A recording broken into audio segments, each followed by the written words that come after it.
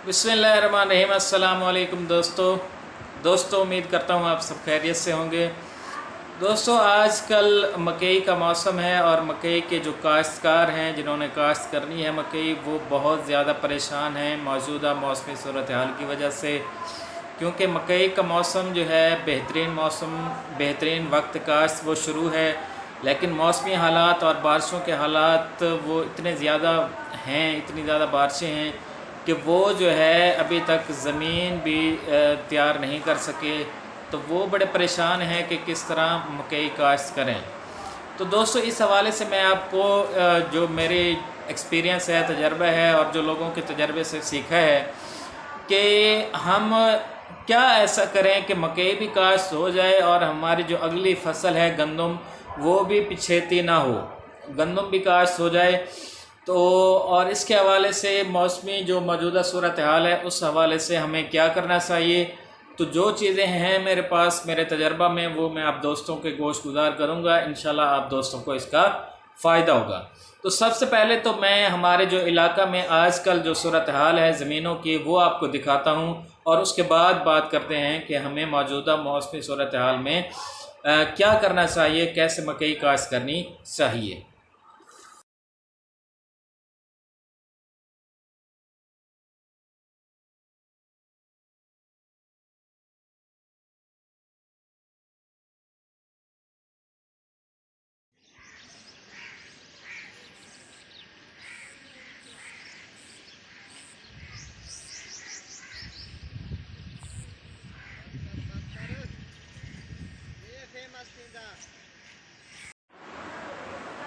दोस्तों, सबसे पहले तो हमें एक बात का ख्याल रखना है कि हमने बड़े सब्र और तहम्मुल के साथ हमने आगे चलना है। हमने जल्दबाजी नहीं करनी कि मौजूदा जो ज़मीनों की सूरत हाल है, ज़मीनों में पानी खड़ा है, तो जो है पानी जैसे ही खुश्क होगा तो हमें जल्दबाजी नहीं करनी कि फ़ौरन हल चलाकर हमने जो है ना प्लांटर वगैरह निकाल देना है और मकई काश्त कर देनी है। ये आपने बिल्कुल नहीं करना।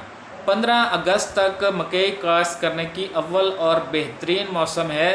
तो उस हवाले से आपने 15 अगस्त तक जो है आपने ज़मीन की तैयारी, उससे पहले ज़मीन की तैयारी करनी है और ज़मीन को अच्छी तरह खुश्क होने देना है।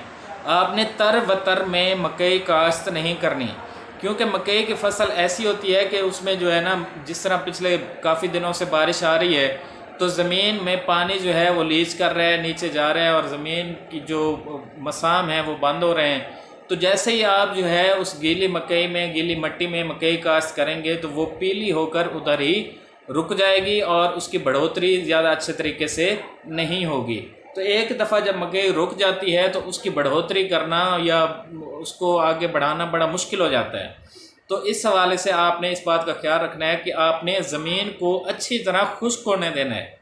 जब ज़मीन अच्छी तरह खुश्क हो जाए तो उसके बाद आप लेज़र जो है, लेज़र लेवल करके उसके बाद जो है आपने मकई काश्त करनी है। मकई के बीजों के हवाले से मैं पहले वीडियो बना चुका हूँ, वो आप ज़रूर देख लीजिएगा, मैं आपको डिस्क्रिप्शन में लिंक दे दूँगा उसका। तो एक तो आपने तर व तर में मकई काश्त नहीं करनी।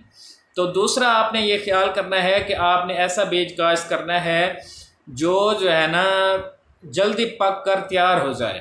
कुछ लोग सिजेंटा 77-20 का जो है मशवरा देते हैं कि वो जल्दी पक कर तैयार हो जाता है, लेकिन मैंने जिन दोस्तों से पूछा है वो कहते हैं कि ये भी 100 से 105 दिन तक ले जाता है। इसके अलावा 81-48 है, वो भी अच्छी पैदावार दे जाता है 100 दिनों के बाद या 105 दिनों के बाद। तो इसके अलावा जो भी बीज ऐसा एक काश्त करें, मशवरा कर लें किसी से जो है ना कि कौन सा बीज है जो जल्दी पक कर तैयार हो जाता है। मैं ज़्यादा बीजों का नाम नहीं लूँगा। तो वो जो है ना ऐसा बीज आपने काश्त करना है जो जल्दी पक कर तैयार हो जाए। ये दूसरी बात का आपने ख्याल रखना है। तीसरी बात का आपने ये ख्याल रखना है कि जो है ना आपने जो फास्फोरस खादें हैं, DAP, वो आपने उगाव के बाद देनी है, उगाव से पहले नहीं देनी। उगाव से पहले अगर देंगे तो फिर जिस तरह के जो है ना ज़मीन के अंदर पानी मौजूद है, वतर हालत में पानी मौजूद है जिस तरह, तो वो जो है ज़्यादा फ़ायदा आपको नहीं देगी फास्फोरस खादें। तो कोशिश करें कि उगाव के बाद आप जो है ना उसका या तो केरा कर लें या आप उसको फ्लड कर लें। तो इन बातों का आपने ख्याल रखना है। और मैं ये समझता हूँ कि 1 सितंबर तक अगर 15 अगस्त से लेट भी हो जाता है ना, और जिन्होंने आगे राया या बीटी या दूसरी मकई काश्त करनी है, तो 1 सितंबर तक वो आराम से जो है ना काश्त कर ले मकई, अच्छा खासा वो भी मुनाफा दे जाती है। तो 15 अगस्त से 1 सितंबर तक भी जो है, जो हमारा एक्सपीरियंस है 81-48 जो है डिकालब का, वो अच्छी एवरेज दे जाता है। तो मैं तो आपको मशवरा दूंगा कि आप उसी की काश्त कर लें। लेकिन आपने जल्दबाजी, जैसे मैंने पहले आपको बताया, जल्दबाजी नहीं करनी और ज़मीन को अच्छी तरह खुश्क होने देना है। तो इसके अलावा पिछले 1-2 साल से जो अहम टिप मैं आपको देना चाह रहा हूँ, आपको बताना चाह रहा हूँ कि जो हम करते हैं कि हमने जितने एकड़ में, 1 एकड़ में या 2 एकड़ में, 5 एकड़ में, जितने 10 एकड़ में हमने गंदम काश्त करनी होती है, तो हम क्या करते हैं कि उस एकड़ के जो है बन्ने हैं उनको थोड़ा ऊंचा कर देते हैं, और उसमें पानी, उसमें पहले जो है ना खड़ी हुई मकई में, मकई अभी खड़ी होती है, और उसमें खेलियों के ऊपर और खेलियों के नीचे हम जो है दानों का या गंदम का केरा करा देते हैं। केरा कराने के बाद उसके जो बन्ने वो ऊंचे होते हैं थोड़े, तो उसमें पानी फ्लड कर देते हैं, तो उससे जो गंदम की जर्मिनेशन अच्छी हो जाती है। तो गंदम जब उसमें मकई में उगाती है तो हम 15 से 20 दिन मज़ीद इस तरह मिल जाते हैं इसको, मकई को। तो 15 से 20 दिन के बाद जो है हम उसमें से मकई और उसके जो टांडे हैं वो निकाल लेते हैं। तो नीचे अच्छी जर्मिनेशन हुई होती है गंदम की, तो उसमें खादों वगैरह का जो है इस्तेमाल करके, 2 DAP और उसके बाद यूरिया का इस्तेमाल करके, तो वो भी हमने देखा है, हमने बल्कि ख़ुद भी ली है, 50 मन जो है उसकी पैदावार आ जाती है। तो ये भी एक तरीका है। इसकी मैं मज़ीद एक वीडियो बनाऊंगा जब हम ये काश्त करेंगे गंदम खड़ी हुई मकई में, जब हम छटा करेंगे इसका दानों का, तो फिर भी एक वीडियो मैं बनाऊंगा और आप दोस्तों को दिखाऊंगा। तो ये भी एक अच्छी ट्रिक है, इससे जो है मकई को 20 से 25 दिन भी मिल जाते हैं, और मकई की पैदावार में भी 20 से 25 मन का इजाफा हो जाता है। तो ये भी तरीका आप इस्तेमाल कर सकते हैं। हमने तो इस्तेमाल किया, हमें बड़ा इसका फ़ायदा हुआ है।